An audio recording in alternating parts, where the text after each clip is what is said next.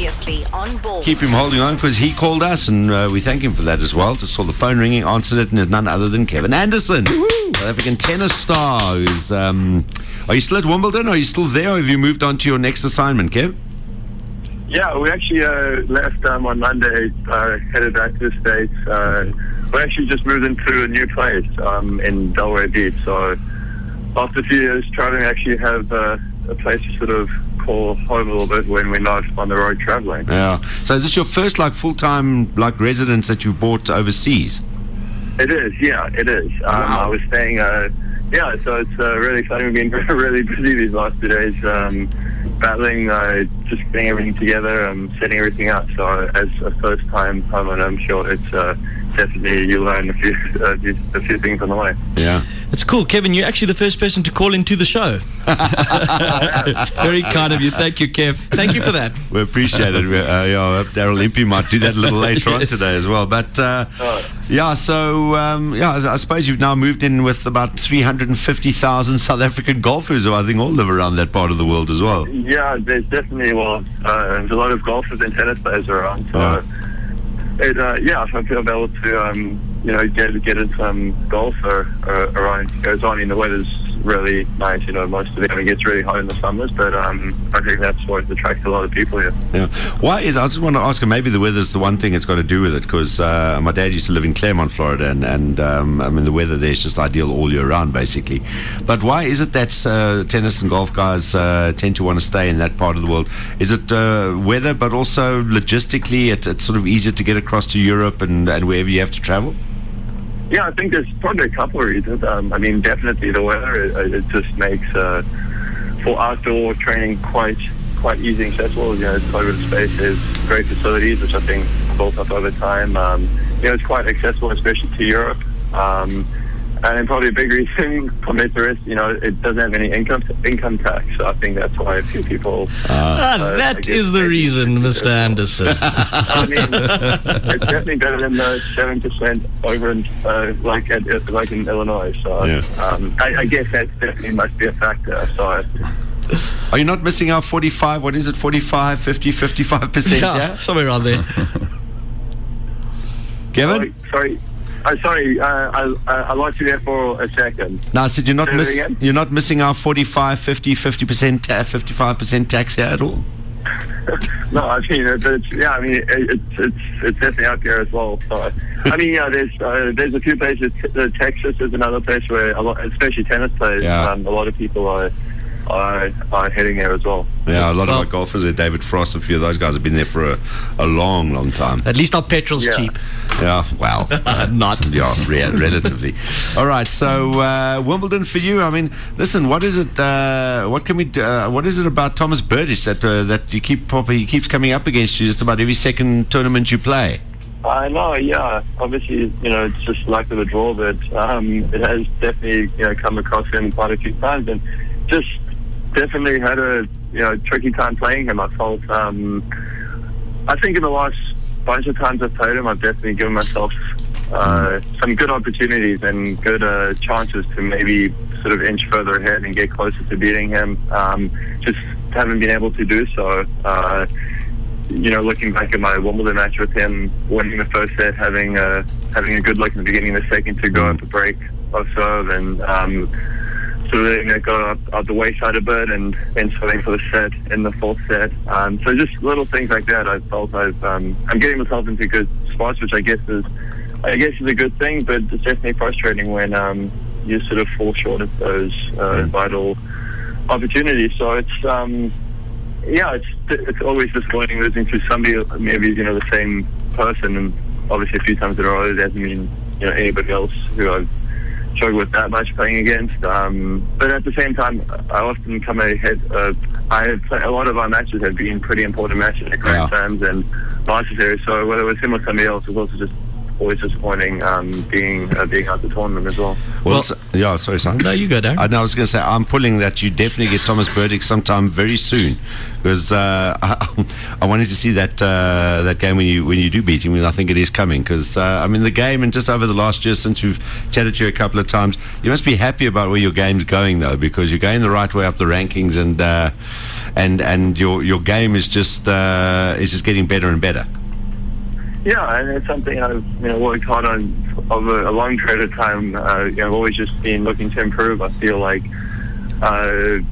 this is the part of my game that I think can get better, and I work quite hard doing that. And I think when you add all that in with the experience of playing and having a better idea and understanding of what you're trying to do, it definitely I think that's been two big reasons that I've been able to keep working up, and there's still ways to go. I think stuff that I want to do and achieve. So it's a patient process as well. So as long as it's just making small steps, I think that's the most important thing. Any news on your involvement with the South African Davis Cup team? Have you changed your mind? Has John Luffney spoken to you? No, actually, I haven't spoken to anybody about it. I've seen Joel a few times. He's been working with some Polish guys, the doubles team. We haven't actually spoken about it. I saw Ian Smith, TSA CEO as well in Wimbledon, but it was during the tournament as well. So it hasn't been much communication at this point in time. I think it's still a little bit down the road. So when that time comes, we'll have to be we'll have to talk and sort of make some sort of decision. I thought that was kind of awkward. He's working with those two Polish guys, and they were playing against us in our last game. Yeah, I know. I don't think I was like, it's such a small world. So, yeah, I actually bumped him at the midstream squash courts there about a month or so ago, and he was telling me about it, and I'm going, how the hell does that happen? But he just smiled. He says, you got to stop yourself from like punching the air when they score a winner every now and again, because you got to think very carefully. I just want to go back to Wimbledon, Kev, before we let you go, and first of all, the women's singles. What the heck is going on there? Yeah, it's chaos. It's definitely an interesting Wimbledon. There's been a few stats about most amount of seeds losing and early rounds and not going through. I would like to. I don't think the depth of women's tennis is quite what it is on the men's side. There's a few. I think there's a few more opportunities for people not ranked in the top to do well. Of course, Serena's done really well this year, so she's sort of really dominated, and maybe with Azarenka and Sharapova separated themselves a little bit, but. It's been it will be a first time slam champion on the women's front, so it'll be interesting to see how that all plays out. Yeah, I'm pulling for Lee Na. I think she's gonna win it. Johnny? Kedan, I'm sure Darren wants to ask you amongst the men's. Yeah, I was going to get to that. But I just wanted to ask you, a lot of people got injured this time around, and they said that the courts were a bit slippery. Did you find it slippery in any way? No, I don't know. As you said, a few people have said that, and I don't know if it was maybe on specific courts, but the grounds people at Wimbledon, at least what I heard, said that the grass wasn't to blame, because there's been quite a few people that said the grass has been in good shape, and I'd have to be one of those people who thought the grass was in good shape. I was able to stay on my feet the whole time. I thought it was playing just as well as any other year, so I don't know if it was maybe on some of the courts there was a bit of old grass floating around, which made it a bit more slippery, but I just can, from my experiences out there, I thought it was the grass was playing fine. He not gone as well. Oh my goodness! She lost to Radwanska yesterday. I'm not even going to predict anymore. I'm letting it go. And Djoko's broken to go 2 sets to love up. Wayne Ferreira predicts Serena during her game as she was coming back. She goes and loses. Yesterday we had Natalie Grandin, who she was saying Kvitova. She's gone. So I think we must just give it up. As far as the men go, it looks like Murray and Djokovic. It's one of those two. It definitely looks that way, and I left it. I think it was 3-all in the second with Djokovic, but it's now just a few minutes ago. I don't know. Djoko's broken to go 2 sets to love up. Yeah, 2 sets up now, so it looks like he's going to go through. He's sort of Berdych has he's got a tough record against Djokovic. I mean, it certainly looks that way.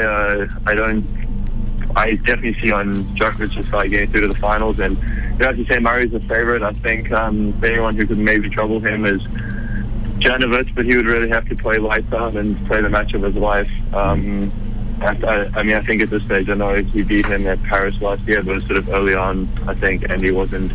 It's definitely not going to be as motivated as he would be playing in the semi-finals. So, I'm definitely. I would be surprised if it wasn't a Murray Djokovic finals at this point, but there's been a lot of surprises. So as you said, who really knows? All right, Kev, it's always lucky to chat to you, bud. All the best for your tournaments Thank you, coming Kevin. forward. We'll obviously keep an eye on you all the time. Thanks a And lot. good luck Appreciate it for all. the tournaments ahead and your next slam. Thanks for talking to us today. And Excellent. thanks for calling. Anytime. Thanks Bye, a lot. Kevin. Bye-bye. There we go. Bye-bye. Kevin Anderson joining us. Phoning us here at Balls Visual Radio. Visual Radio. Weekdays from 3 p.m. to 6 p.m. Central African Time. Radio like you've never seen it before. Balls.co.za